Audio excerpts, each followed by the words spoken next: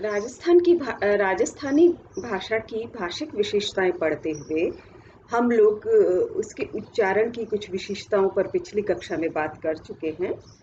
अब हम कुछ वर्णों के बारे में बात करते हैं कि जैसे पहले हमने देखा था कि राजस्थानी में री स्वर के रूप में सम्मिलित नहीं किया है मैनारिया जी ने वर्णमाला में।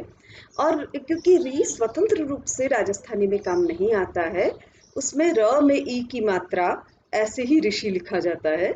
लेकिन री का अगर किसी और दूसरे वर्ण के साथ आता है मात्रा के रूप में, तो उसे इस्तेमाल कर लिया जाता है। जैसे समृति और वृत्त, इस तरह से कर लिया जाता है। लेकिन ऋतु और ऋषि, इनमें र में ई की मात्रा लगा करके ही री का काम लिया जाता है। एक और विशेषता है कि डिंगल में या राजस्थानी की मानक भाषा में रेफ का इस्तेमाल नहीं होता है। जैसे पूर्व में जो र ऊपर जाता है ना, वह के ऊपर पूर्व, तो इस तरह से इस रेफ का इस्तेमाल राजस्थानी में नहीं होता है। या तो इसे पूरे र में बदल देते हैं। जैसे दुर्लभ, दुर्लभ को करेंगे र पूरा लिख देंगे आधे र की बजाय, दुर्लभ। और दुर्ग को दुर्ग, है ना, तो इस तरह से कर देंगे। या फिर वो जो रेफ है वो और रूप में नीचे जो प्रश्न वाला र है उस तरह से नीचे आ जाता है। जैसे धर्म का ध्रम हो जाता है, कर्म का क्रम हो जाता है। तो इस तरह से राजस्थानी में रेफ का इस्तेमाल नहीं होता है। तो दो तरह से रेफ वाले शब्दों को परिवर्तित कर दिया जाता है। या तो उस र को पूरा वर्ण बना लिया जाता है, या फिर वो उसे वहां भी पूरा वर्ण ही है। धर्म को जब ध्रम करते हैं तो र तो पूरा हो गया, ध आधा हो गया है। और कर्म को जब क्रम करते हैं तो र तो पूरा है, क आधा हो गया है। तो इस तरह से र को पूरा बना करके इस्तेमाल किया जाता है। ये राजस्थानी की अपनी उच्चारण की विशेषता है। लिखते भी ऐसा ही है। ध्रम रहसी रहसी धरा, है ना, खपजासी खुरसाण। तो ध्रम है वहां, धर्म नहीं है। और डिंगल में यानी कि राजस्थानी में कई स्थानों पर अ, स का छ हो जाता है, व का म हो जाता है, और एक ए का हे हो जाता है। जैसे एक का हेक हो जाता है। हम लोग अभी जब हाला झालारा कुंडलिया पढ़ेंगे तो हम देखेंगे कि एक की जगह बहुत जगह वहां हेक आया है। राजियारा दुहा में भी हम देखेंगे तो एक का हेक हो जाता है, ए का हे हो जाता है। एकटा एक साथ मिलकर के उसका हेकटा हो जाता है ना। तो इस तरह से ये राजस्थान की अपनी विशेषताएं। तुलसी का तुलछी हो जाता है, स का छ हो जाता है। ये देखिए आप, राजस्थानी की एक बोली है ना, जो वागड़ी, उसमें हमने कहा था च छ का स हो जाता है। यहाँ से उल्टा है डिंगल में, मारवाड़ी में, कि ये ना स का छ हो रहा है, वागड़ी से उल्टी विशेषता है। तो राजस्थानी की मानक बनाने में भी कई सारी इस तरह की अड़चनों का सामना करना पड़ेगा।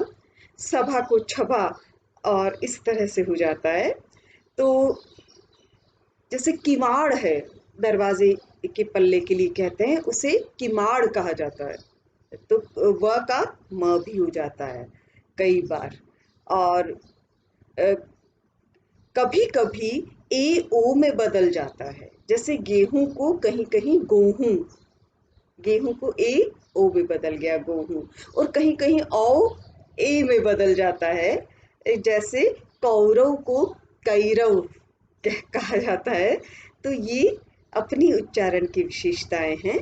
और एक और विशेषता कि वो सिर्फ कवियों के लिए है, लेकिन राजस्थानी भाषा में बहुत सारा काव्य रचा गया है, इसलिए उसे भी हम भाषिक विशेषताओं में शामिल कर लेते हैं। कि पाद पूर्ति के लिए, क्योंकि राजस्थानी काव्य तो छंदोबद्ध ही लिखा गया है, दोहों में, सोठों में, और भी कई सारे छंदों में, कुंडलिया में। तो वो छंद पूर्ति के लिए जहाँ कहीं एक मात्रा कम पड़ती है तो ह और र वर्ण का आगम हो जाता है वहां। अब ये हाला झलारा कुंडलिया में आप देखेंगे बार बार, राजियारा दुहा में भी है। तो ये बार बार ऐसा वर्णागम का जब मैं आपको पढ़ाऊंगी तो उसका भी उदाहरण दूंगी। जैसे समर का समहर, ह का आगम हो गया। अंबर का अंबहर, सजल का सर्जल। इस इस वर्णागम का एक उदाहरण मैं आपको कबीर के दोहे में बताती हूँ, जो राजस्थानी के नहीं है, लेकिन मुझे इससे वो याद आ गया है। सरगुण निर्गुण से परे तहाँ हमारा ध्यान। अब निर्गुण में तो र है, सगुण में नहीं है, लेकिन र का आगम होने से एक तो निर्गुण से तुक मिल गई है, साम्य हो गया है उसका ध्वनि साम्य, और दूसरा पाद पूर्ति हो गई है, दोहे की मात्राओं में कमी नहीं हुई। तो इस तरह इस तरह की ये भी एक प्रमुख भाषिक विशेषता है राजस्थानी भाषा की।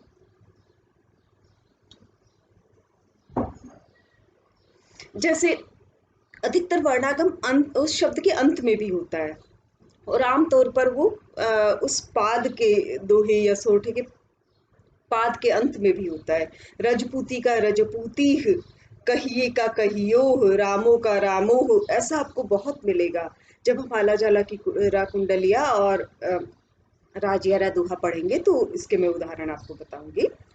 और डिंगल में कभी कभी सुखपूर्वक उच्चारण करने के लिए या पाद पूर्ति के लिए क्या करते हैं, कभी कभी कोई स्वर भी जोड़ दिया जाता है, जैसे थाण को अथाण, रण को आरण।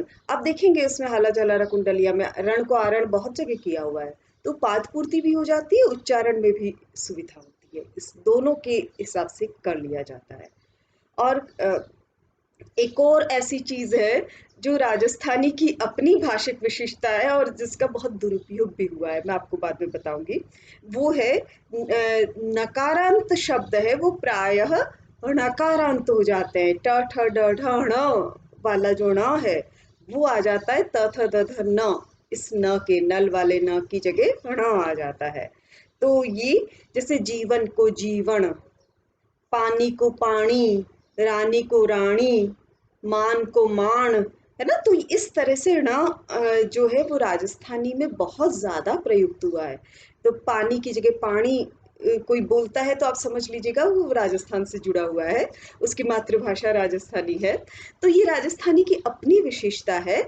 लेकिन इसका दुरुपयोग कैसे हुआ वो मैं बताती हूँ कि जब मीरा की पदावली का संपादन किया गया, परशुराम चतुर्वेदी जी ने संपादन किया, तो उन्होंने राजस्थानी की, बड़े विद्वान है, उन्होंने राजस्थानी की प्रवृत्ति देखी थी कि नकाणा हो जाता है, तो उन्होंने शब्द के आरंभ में भी नकाणा कर दिया, क्योंकि प्राकृतों में ऐसा होता है, लेकिन राजस्थानी में ऐसा नहीं होता।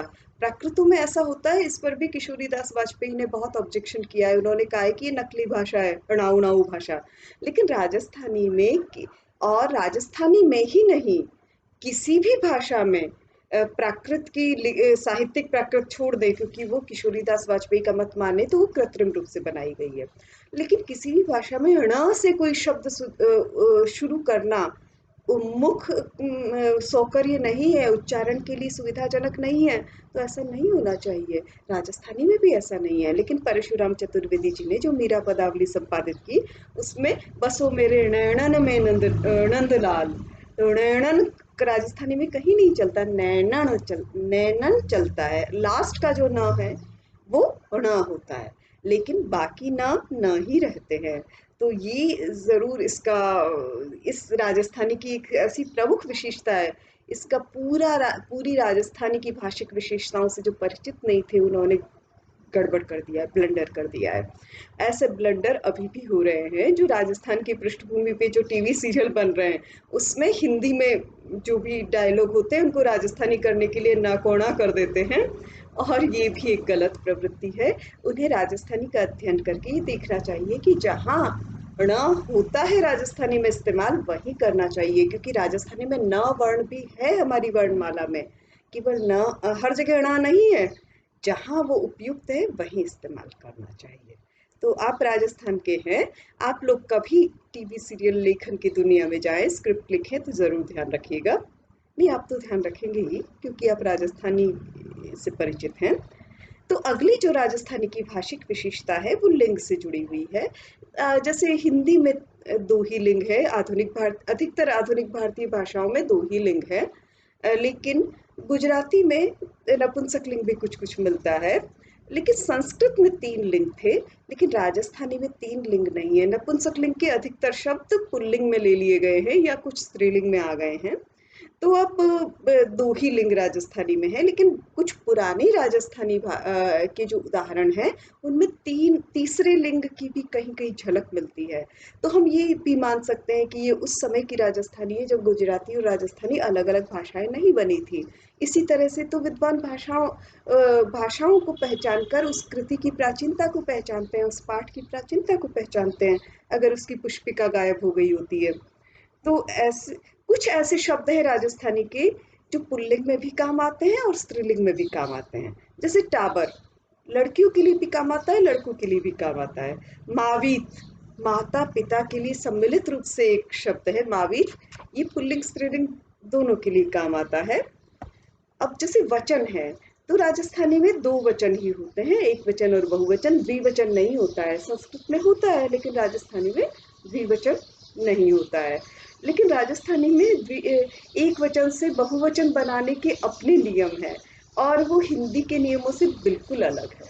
अब देखिएगा, इसीलिए हम कहते हैं कि राजस्थानी एक स्वतंत्र भाषा है, हिंदी की उपभाषा नहीं है। हिंदी वास्तव में कोई एक भाषा नहीं है, हिंदी एक बड़ा भाषा समूह है जिसमें कई सारी भाषाएं हैं। तो जो खड़ी बोली हिंदी उसका एक रूप है, लेकिन जो बड़ी हिंदी है, एक व्यापक हिंदी है, पश्चिमी हिंदी, पूर्वी हिंदी, राजस्थानी, बिहारी, ये सब मिला करके, पहाड़ी, तो वो एक बड़ा भाषा समूह है, उसमें राजस्थानी को हम रखें। लेकिन जो खड़ी बोली हिंदी है उसकी भाषिक विशेषताओं से राजस्थानी की भाषिक विशेषताएं बिल्कुल अलग है। तो हम देखते हैं कि क्या वचन कैसे बनाए जाते हैं, एक वचन से बहुवचन। जैसे नर, नर शब्द हिंदी में भी चलता है, लेकिन उस हिंदी में उसका बहुवचन बनेगा नरों, लेकिन राजस्थानी में बनेगा नरा, है ना। खेत, खेता, जो अकारांत है उनका बहुवचन कई बार आकारांत करके, और अनुस्वार तो राजस्थान की अपनी विशेषता है, हमने अभी पढ़ा है, तो वो तो हम लगा ही देते हैं। तो नर का नरा, खेत का खेता, कायर का कायरा, टाबर का टाबरा, है ना। तो इस तरह से आ तो लगता है और अनुस्वार हम हर एक के साथ बिंदी। तो ये बहुवचन बनाने का एक तरीका है। स्त्रीलिंग में भी इस तरह से इस्तेमाल होता है, रात का राता, चील का चीला, आंख का आंखा। तो ये एक तरीका है जोड़ करके। और दूसरा जैसे है कि इकारांत जो शब्द है उसमें या जोड़ा जाता है, जैसे कवि, कवियां, है ना, अरी, अरियां। इस तरह से भी इकारांत पुल्लिंग शब्दों में बहुवचन बनाए जाते हैं।